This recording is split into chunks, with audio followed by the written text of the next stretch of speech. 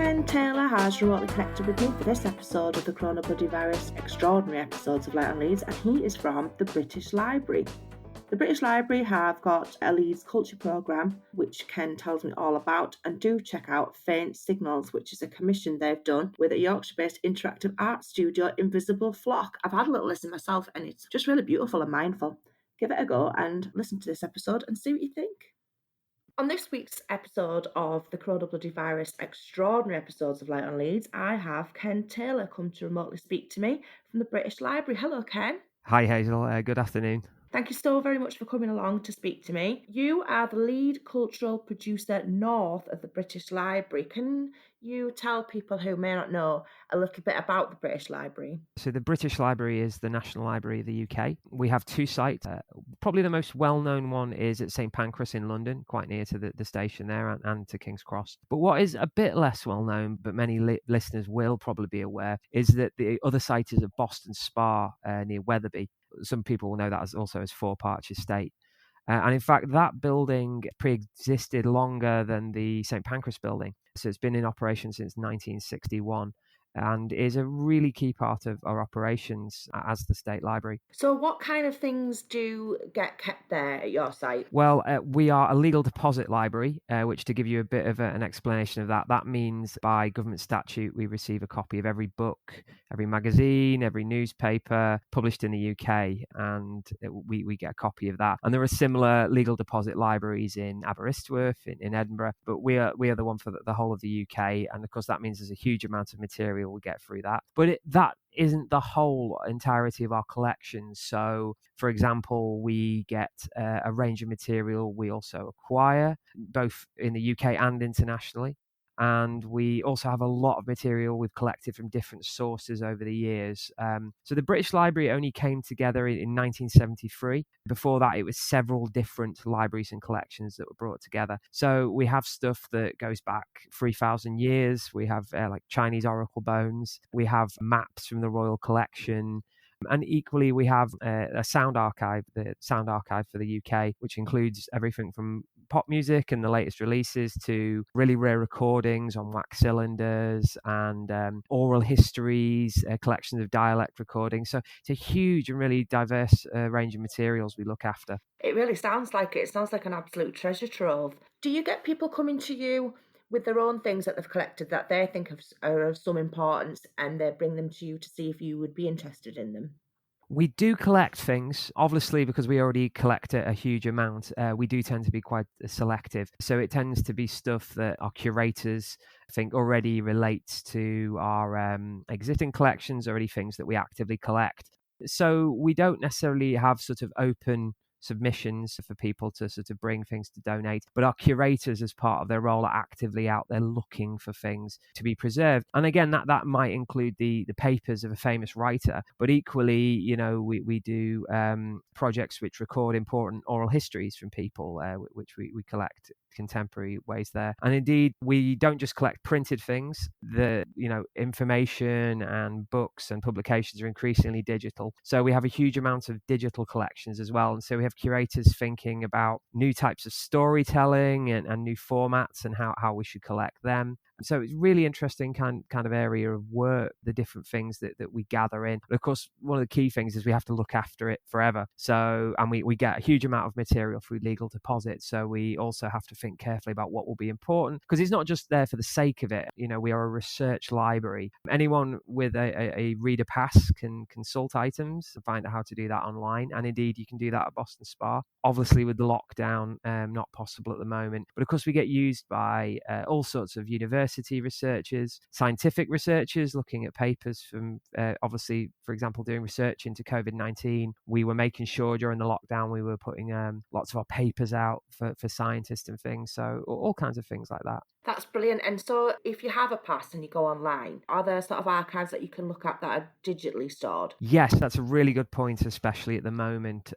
So a huge part of our work is digitizing what we look after. And that includes newspapers, sound recordings, illuminated manuscripts. So even from the comfort of your home, you can consult, even without a pass. We have a huge amount of materials you can just look at on our various websites, huge numbers of websites that we have with different things. And some of them are particularly aimed at different collections. So we have one called Discovering Sacred Texts, which is about all different religious texts that we hold. Another one's called Discovering Children's Literature. So that's all about different kind of children's books, and there are different activities on there. And yes, you can listen to lots of the sound recordings online as well. So certainly there's lots online, as well as hopefully when we're through these times being able to consult material in our reading rooms. Excellent. That sounds like there's a whole wealth of things there to explore. Can I ask you a little bit about, you have commissioned an interactive arts studio, or with the interactive art studio, sorry, Invisible Flock. You've done something called Faint Signals. Can you tell me a little bit about that? No problem, and that's a really good way to talk more about, particularly my role at the library, because we have over about 1,400 staff, and I get to work with all sorts of people with all sorts of specialisms. But as you mentioned at the beginning, my focus is on working on our cultural programme in and around Leeds, and that's one of the bigger projects we did during the last year, Faint Signals. So in 2019 we contributed to Light Night Leeds. We did a big project down at Leeds Dock related to our Buddhism exhibition. There was a light installation, and we worked with a couple of the Buddhist communities in Leeds. And we also loaned one of our Buddhist tech to the Royal Armouries. But of course, in 2020, with COVID-19, Light Night couldn't go ahead as it did previously. So we decided that we still wanted to do something. And so we did an online commission that people could still enjoy at home. And of course, like what we did in 2019, we based it on some of the collections in the library. So Invisible Flock are a studio based at Yorkshire Sculpture Park, and they do all sorts of digital installations, all sorts of creative commissions. And they were really interested and inspired by part of our sound archive, which is nature and environmental sounds. So this includes sounds of birds recordings, even the sounds of seeds popping, of weather. And they created an online interactive experience, very much based around the sound archive and a sound experience, but they did create a kind of graphic world that you can explore. And it was quite scientifically based, so it's a series of forests. It's a sort of two-dimensional world you explore, but they are all based on real flora and fauna that can be found in Yorkshire. Both what can be found now and indeed things of the past as well, including extinct animals, but all in this region, obviously, as it's part of our Yorkshire programme. So you can listen online. It changes every time you use it. There's hundreds of different sounds there, and you can explore that. And yes, we did it for Light Night, but we've decided to keep it online for the whole of 2021 now. So you can check that out at faintsignals.io. Yeah, I have had a little check out of it, and it's fantastic. Oh, great. So the idea is that you wear headphones and you walk around wherever you like, and whilst you're walking, it's almost like you're walking through this soundscape at the same time. That's a really great description of it. Yes, very much so. And every time you click on, you'll have a different experience. We've had some really great feedback of people telling us that it's very mindful, that they find it a very relaxing experience. Also, people saying it's very stimulating, especially, I think, more than ever, so much why we're restricted at the moment in terms of being able to do different activities. I think, a lot of people have told us they've got a lot out of it.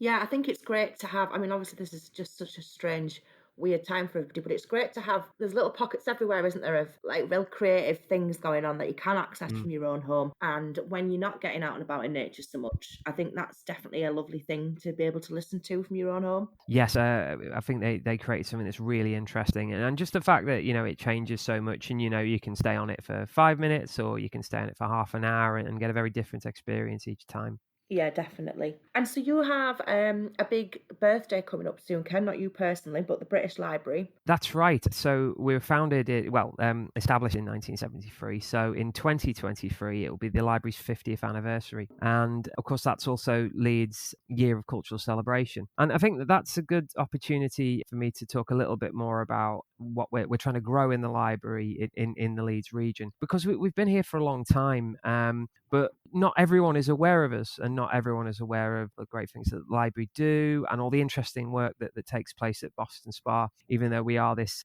quite important presence, and that the Leeds site is really integral to everything the library does. About 70% of everything that we look after is at the Boston Spa site. So what we've been developing over since 2019 is a culture and learning program focused on this region. And so I was recruited to look after the cultural side. My colleague Elvie Thompson was recruited to look after the learning side. And so Faint Signals is one aspect of that.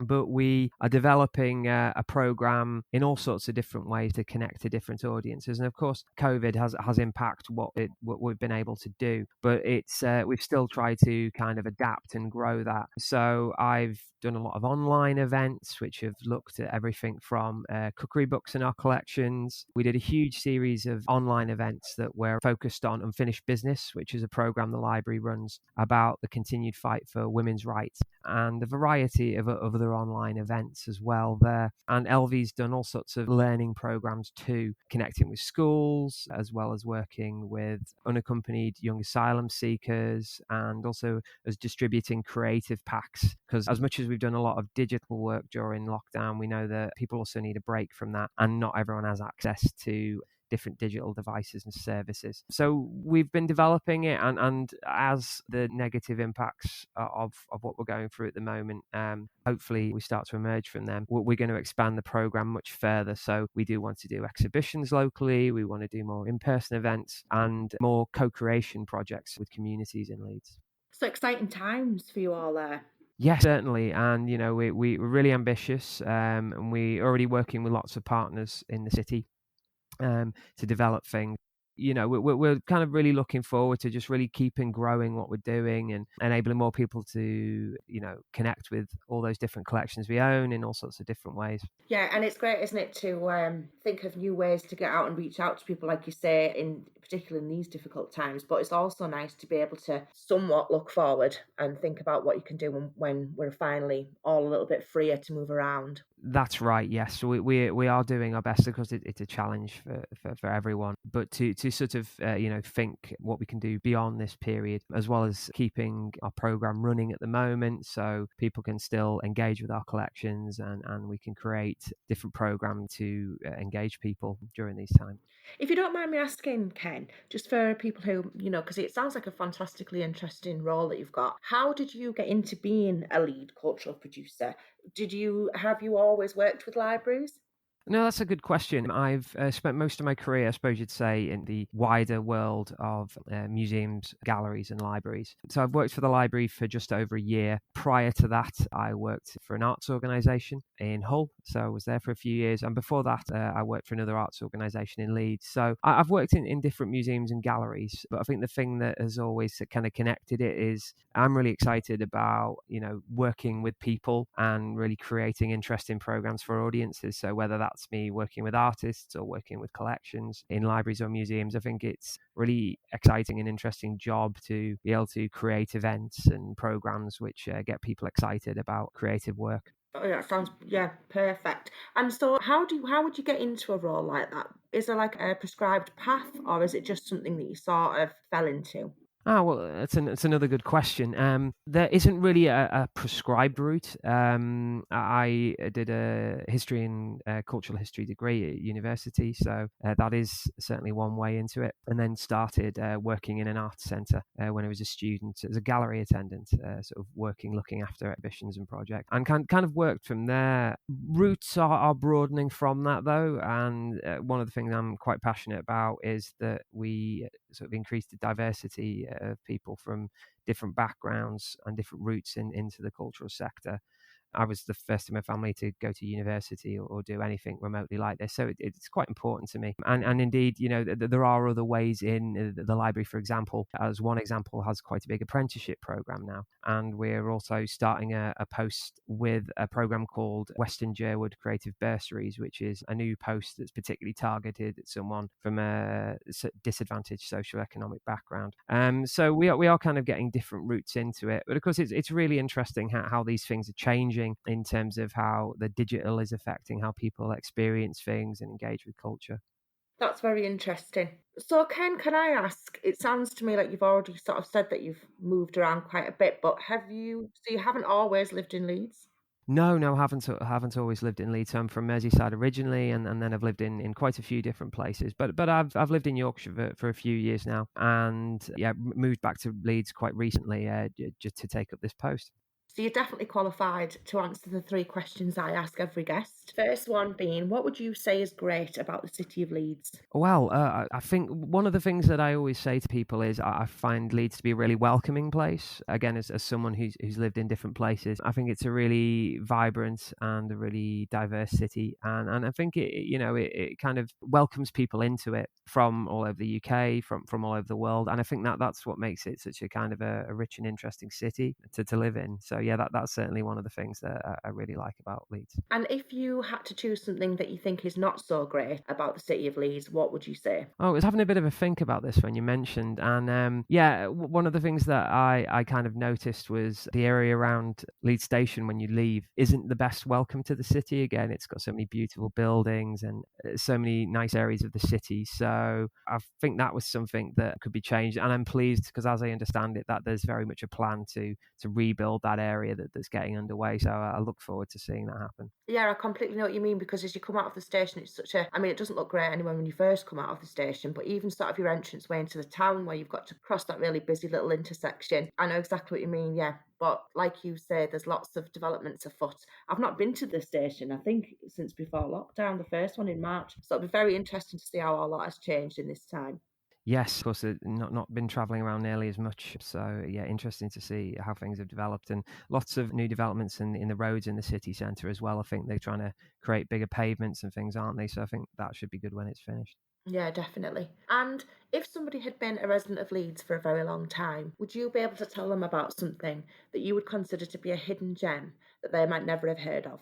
Well, I can have a go, but again, I'm sure that there's many kind of people that have lived in the city longer that will probably give you much better suggestions for that. But when you mentioned that, one of the things that I thought about was Cabbage Hill in Armley in Leeds. So I live in sort of West Leeds, and I think that's a really kind of hidden spot. You get a brilliant view right across Leeds, and in fact, out into sort of North and East Yorkshire, sort of looking over towards Selby and the power stations. So yeah, on a nice day, really kind of, bracing kind of view and walk up there on the hill. And I don't think too many people know about it. I only found about it quite recently. So yeah, I think that's a bit of a hidden spot that I'd recommend to people. It definitely is, because I've been doing this podcast for a long time, so I quite often get the same suggestions, but that's absolutely fine. People can like the same place. But funnily enough, it's one of those strange things where I had never heard of Cabbage Hill until just recently. There's a Leeds photographers page on Facebook, and somebody took an amazing view and said Cabbage Hill, and I was like, I've never heard of Cabbage Hill. I don't live in Beeston, not that far away, so I looked it up on the internet. Apparently, it's not its official name. I can't remember what the official name is, but one of the reasons it's called Cabbage Hill is because the soil there was so bad that all you could grow in it was cabbages. All right, I didn't know that. So yeah, that is a good one, because I hadn't heard of that one before. And what do you think you'll be doing with the rest of your day today, Ken? Well, I'm working from home at the moment, like a lot of people. And yes, I'm spending time working on future events. So we have an event coming up on the 28th of February. That's an event with Milliam, which is led by them, which is a Jewish literary organisation and festival in Leeds. And one of our curators will be talking about some of our collections in advance of Passover. So you can find that on the Milliam website if you look that up. It's a free event. It'll be a presentation and Q&A with one of our curators, Ilana. We also have an event coming up on the 4th of March, which is with Leeds Lit Fest. Again, that's online, and that is celebrating Andrea Levy, the author, as we recently took Archive into the library. And so we'll have different speakers, some based in Leeds, some from all over the world, celebrating Andrea's life and talking about her work. So I'm doing some more work on getting those events ready. Brilliant. I'll make sure I put links to those events in the podcast notes so that people can click through and join in. Thank you so very much for coming and speaking to me today, Ken, and good luck with everything that you're doing. And hopefully one of these days I'll be able to come along and actually have a look at the library at Boston Spa. No problem, Hazel. Real pleasure to talk to you. And yes, sure, we look forward to welcoming you to the site once we reopen. Thank you. Bye-bye. Bye then. What's happening in this great city? We'll tell you. But wait a minute. I really enjoyed chatting to Ken Taylor from the British Library. That does sound like just a brilliant job. And can you imagine just being in that place with all those artefacts and all of those publications? Just like a dream come true for me. Do check out the podcast notes to have a look at faint signals and all of the other things that the British Library are involved with, and look out for the things that they're going to be doing in the future, which all sound great. For this episode, I have chosen the featured track, which is Natural Force by the fantastic band Weathered Man, who a friend of mine happens to be in. Hello, Rob. Anyway, have a listen, check it out and see what you think. And in the meantime, stay safe, stay warm, and look after each other. Speak to you soon. You've made up your mind. Close the door behind you.